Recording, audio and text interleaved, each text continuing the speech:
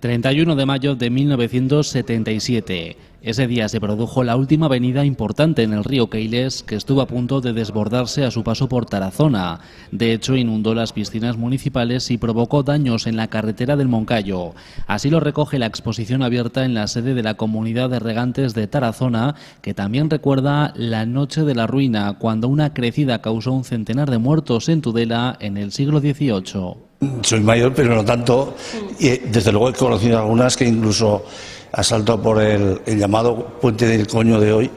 y yo he conocido saltar el agua al paseo y llenarse el paseo y inundarse. O sea, yo he conocido cosas muy importantes, y abajo en la huerta, cuando el río Keiles no estaba bien limpio, pues había inundaciones importantes. Hoy es muy difícil que eso se llegue otra vez a producir porque está regulado el río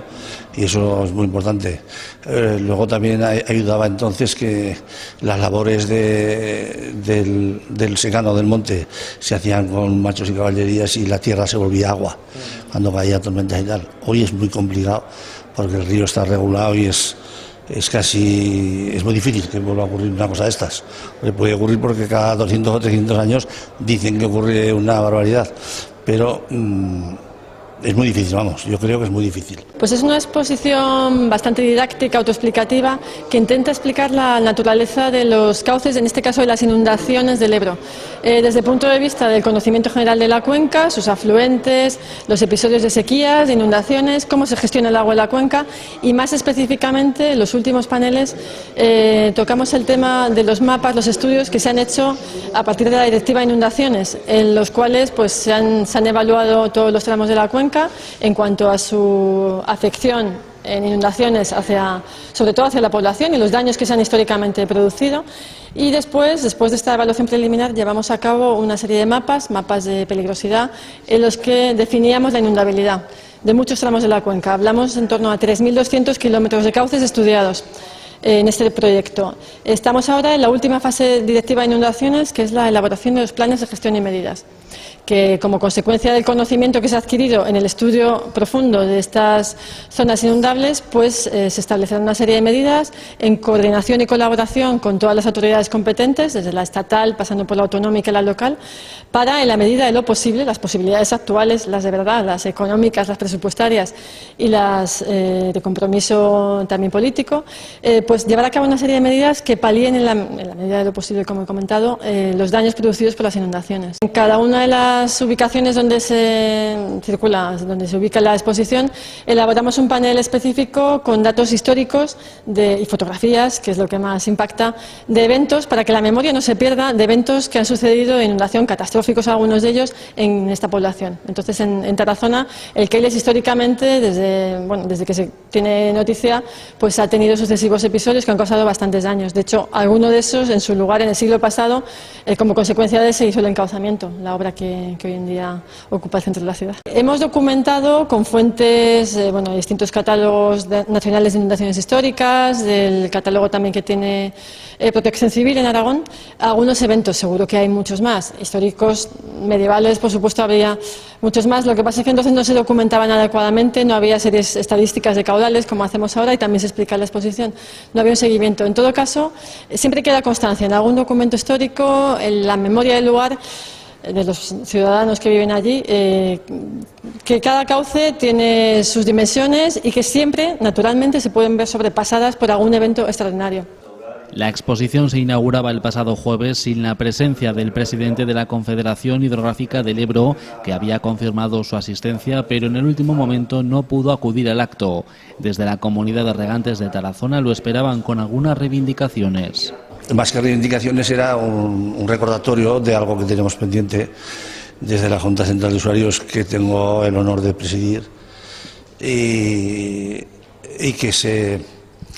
está funcionando de una manera provisional y está en sus manos el hacer una resolución,